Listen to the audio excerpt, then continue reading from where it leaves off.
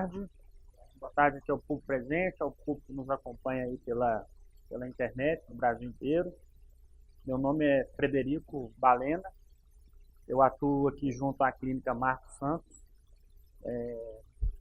na área de saúde mental. Atuo também com saúde ocupacional junto a diversos órgãos públicos e empresas.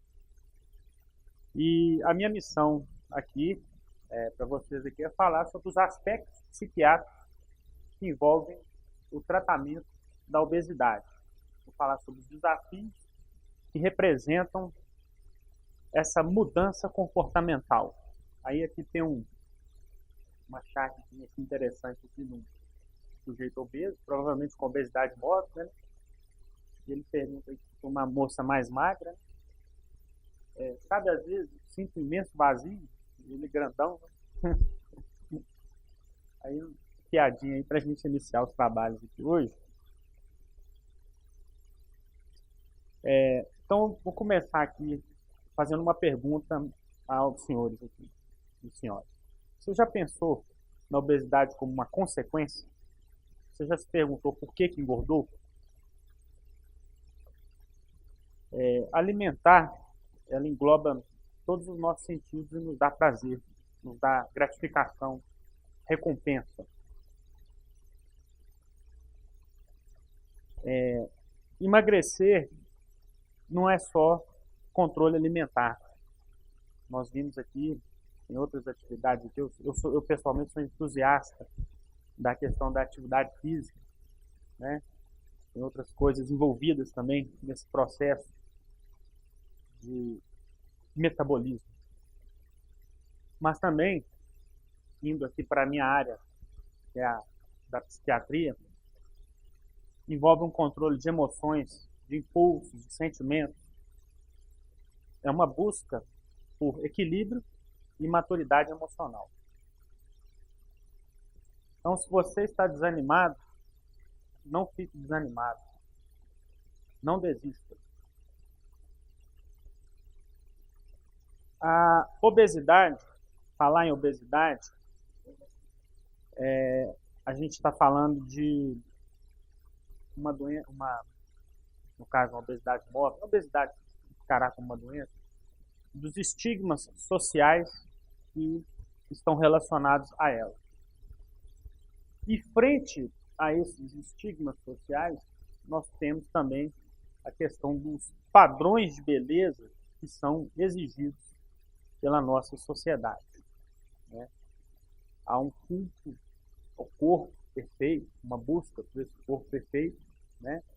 Incentivado aí pela mídia, né? E isso muitas vezes pode levar o indivíduo nessa busca por isso a se adoecer. Falar de obesidade, como eu disse, envolve o estigma social. O indivíduo obeso, ele sofre discriminação, pressão social, preconceito. E tudo isso relacionado a essa necessidade, essa sociedade que prega o culto ao corpo, a busca por um corpo perfeito. Então, essa sociedade nossa, que muitas vezes leva muitos indivíduos a adoecerem mentalmente, ela cria estereótipos em torno do indivíduo obeso. Então, o indivíduo obeso como uma pessoa preguiçosa, fraca, mal-sucedida, burra, está escrito aqui, sem disciplina, sem força de vontade. Obviamente eu não concordo com isso, mas são estereótipos criados por nossa sociedade. E esses estereótipos criados por essa sociedade, eles ocasionam muitas dificuldades na vida dessas pessoas que têm esse problema. Às vezes a dificuldade financeira está ali no topo, porque numa entrevista de emprego, no mercado de trabalho, já tem estudos falando sobre isso, o indivíduo obeso, muitas vezes, ele ele encontra dificuldades para ser selecionado. Às vezes até num concurso público que exige uma prova física, né, ele é prejudicado. E esse indivíduo, nesse espectro de situações da sua vida social que ele é prejudicado, ele sofre isolamento social, ele pode sofrer bullying, principalmente bullying na infância, depressão decorrente de todos esses fatores que eu elenquei aí, porque o ser humano é um ser social, ele interage com a sociedade. Muitas vezes a obesidade pode estar no cerne desse problema aí. E tudo isso leva a uma questão do ciclo vicioso do sedentarismo e o comer como forma de recompensa, como forma de obter gratificação. A palavra ciclo vicioso aqui foi empregada aqui na primeira vez, mas ao longo aqui do trabalho nós vamos ver, pelo menos na minha área de saúde mental, e na questão da obesidade, nós vamos ver vários ciclos viciosos. E eu vou mostrar aqui ao longo da apresentação. Então são vários problemas emocionais que podem levar ao aumento do peso ou a impedir que a pessoa emagreça. Obviamente, antes da gente chegar e dizer que aquela causa é psiquiátrica, é um adoecimento mental puro e simples, devemos excluir as causas orgânicas. Então, daí a necessidade até mesmo do próprio psiquiatra, por meio de alguns exames, excluir alguma disfunção metabólica. Ou, como estamos falando de obesidade, que é uma área que perpassa de diversas especialidades médicas, e conta também com o auxílio de profissionais da saúde, como o nutricionista e o educador físico, dentre outros, a gente tem que excluir essas causas orgânicas antes de falar pura e simplesmente no adoecimento mental. Porque existe uma interligação, né, entre o corpo e a mente. Então vamos lá. Então temos a questão da compulsão alimentar pura e simples, a depressão no cerne desses problemas de obesidade, pessoa que tem transtornos de ansiedade, dificuldades sexuais, conjugais ou afetivas, levando a transtornos alimentares, onde a pessoa tem esse problema e busca a recompensa, a gratificação no comer, o estresse da nossa vida cotidiana, que leva muitas vezes a alimentar-se mal, né? Ou suprimir algumas refeições ao longo do dia, né? Alimentar em locais não adequados, né? Que não proporcionam um ambiente tranquilo para a execução daquela refeição. A questão da dificuldade do controle dos impulso alimentar, problemas de relacionamento também podem levar a pessoa a um transtorno alimentar que está ali na base dessa obesidade. Aí temos aqui o primeiro ciclo vicioso, né? A busca da experiência gratificante no comer, a repetição da experiência, a queda do prazer por ausência da substância, o mal-estar, o desespero, o consumo, gerando alívio, a redução do mal-estar e a recuperação do equilíbrio, assim que você se alimenta mais. Então, é aquele ciclo ali, um dos ciclos viciosos do alimentar. Aqui, nesse slide aqui, a gente colocou alguns sentimentos que podem aflorar aí no ser humano, relacionados aí com essa compulsão de comer, né? Ansiedade, timidez, angústia, insegurança, culpa depois de comer em excesso, né?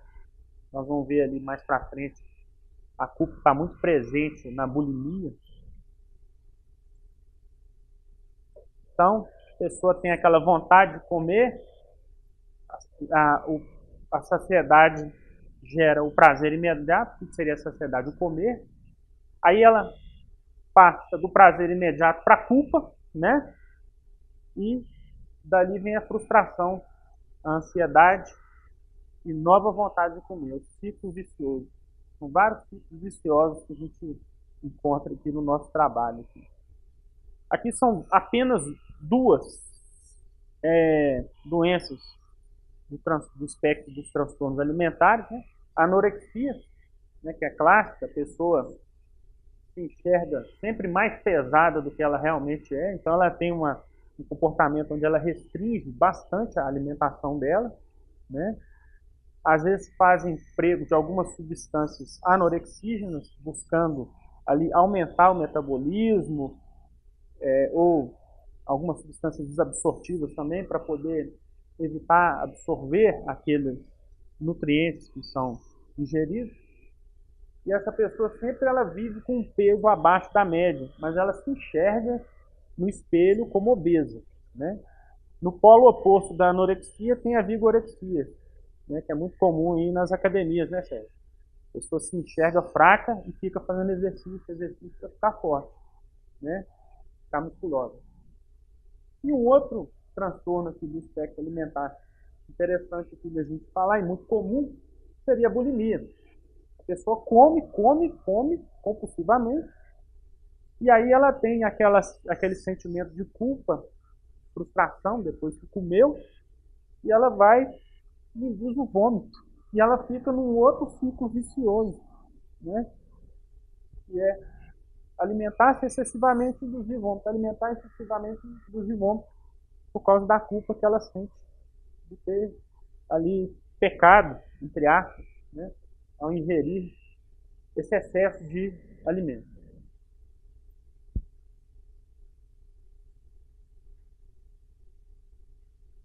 Então aqui vamos falar aqui os distúrbios, né, do sono e suas consequências no ganho de peso e na dificuldade para emagrecer. Na verdade, caberia falar aqui também de um outro ciclo vicioso. Os distúrbios do sono podem ser causa, mas também podem ser consequência da obesidade. Muitos distúrbios do sono melhoram quando você trata a obesidade. Um exemplo muito clássico, né, é a tal da SARROS, síndrome da apneia e hipopneia obstrutiva do sono, né? Muito comum em indivíduos obesos. Então você trata a obesidade, ele melhora o padrão respiratório noturno, né? Obviamente o tratamento da SARROS ele é multidisciplinar, né? Envolve otorrino, fonoaudiólogo, né? Também. E melhorando o padrão de sono, o que é importante? A higiene mental, a higiene do sono faz com que esse indivíduo ele tenha o sono REM, que é o sono restaurador, sono dos movimentos rápidos dos olhos. E esse sono restaurador, ele permite que o indivíduo durma, descanse, né? Descanse efetivamente durante o seu horário de sono. Muito importante do ponto de vista de saúde ocupacional também. Tem indivíduos obesos que trabalham como operador de máquinas, motoristas, né? Então, o tratamento da obesidade também influenciando na qualidade do sono do indivíduo, né? E ajudando a reduzir o número de acidentes, né, do trabalho também. Então, temos a insônia, ronco, apneia, como consequências da obesidade, como consequências e causas, porque uma noite de sono mal dormida, ela altera todo o metabolismo do indivíduo durante o dia. Existe o cortisol, né, que é o hormônio que é liberado durante a noite, isso altera o padrão do cortisol, isso aumenta a hipertensão.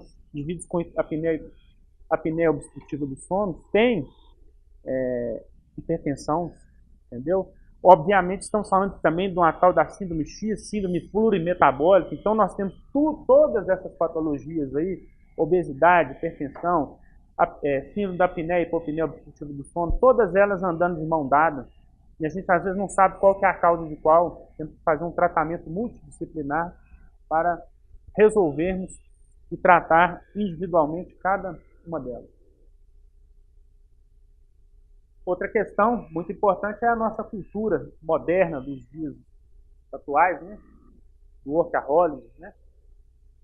Trabalhar 24 horas por dia, 7 dias por semana, né? Sem descanso, né? E aí privar o nosso corpo das atividades restauradoras, né? Mas aí um ciclo vicioso aí, que eu falei que ia se repetir, ciclo vicioso do sono e da obesidade. Às vezes a obesidade é causa de um problema no sono e o sono é causa da obesidade. Então, a pessoa entra naquele ciclo ali e às vezes é difícil de tratar. Os desafios agora para o tratamento da obesidade. Né? Quais são os desafios? Novamente a chave aqui. Né? O primeiro desafio está no diagnóstico preciso. Né? Como eu disse, definir a causa base, excluir causas orgânicas, no caso da abordagem de saúde mental, causas hormonais, né?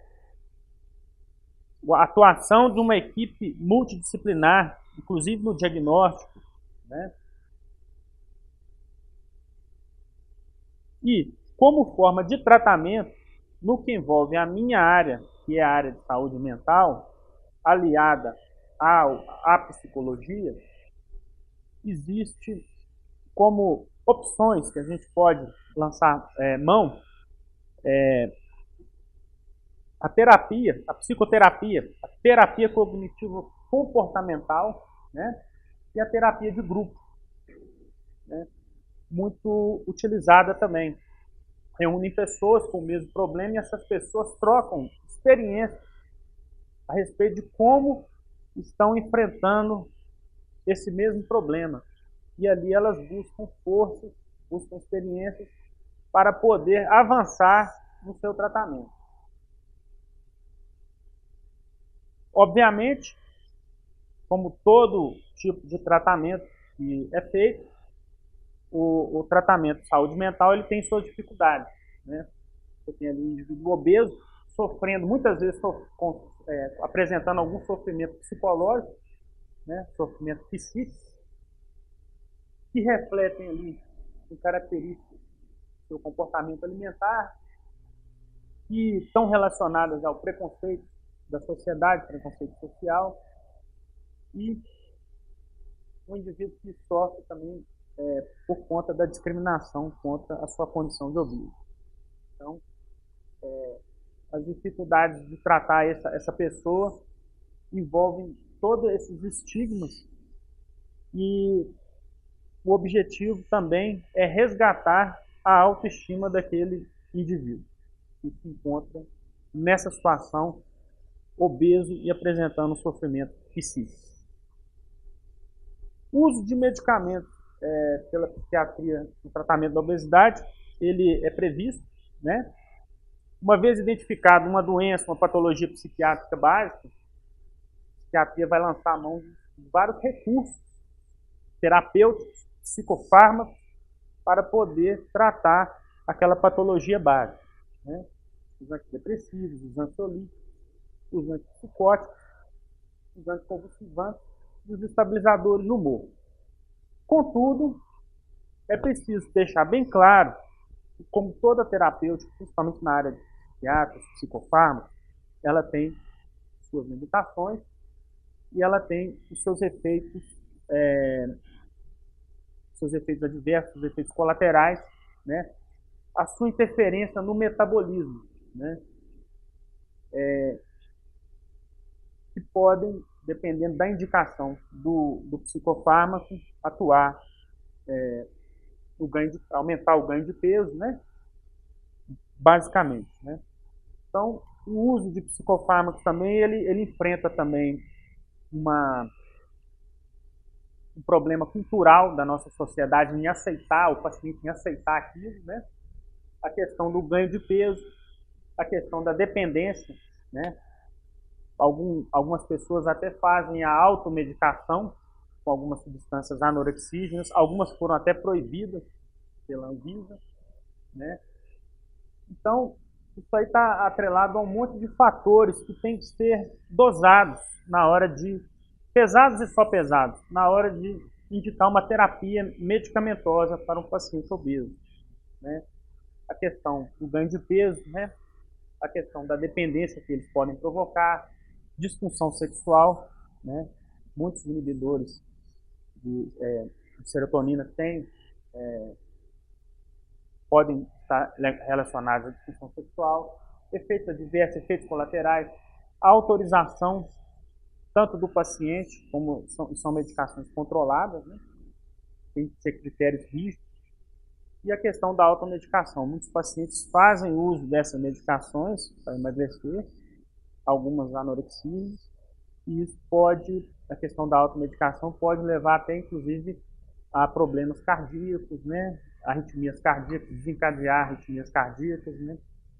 Então tem que tomar muito cuidado com isso aí. Ele vai uma vez no psiquiatra, pega uma receita, depois ele acha que é só aquilo ali, e ele mesmo continua se automedicando por conta própria, ou aprende de orelhada com o vizinho. Então tem que tomar muito cuidado com essa questão da automedicação. Alguns medicamentos podem causar, inclusive, parada cardíaca. Aí, para finalizar aqui, né, temos aqui a Estátua da Liberdade, né, com um hambúrguer na mão, e aqui uma Estátua da Liberdade mais de acordo com os padrões de beleza da nossa sociedade, né? Muito obrigado, agradeço a atenção de todos aí, estou à disposição.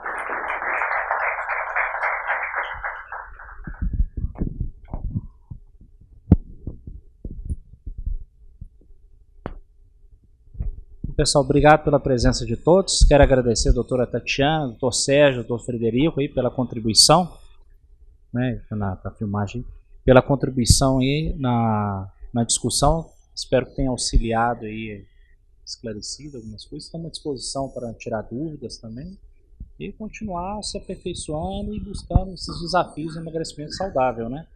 Não é fácil, mas tem que ser com equipe, tem que ser com ajuda e tem que ter força de vontade, né, do paciente. Começa por aí. Muito obrigado.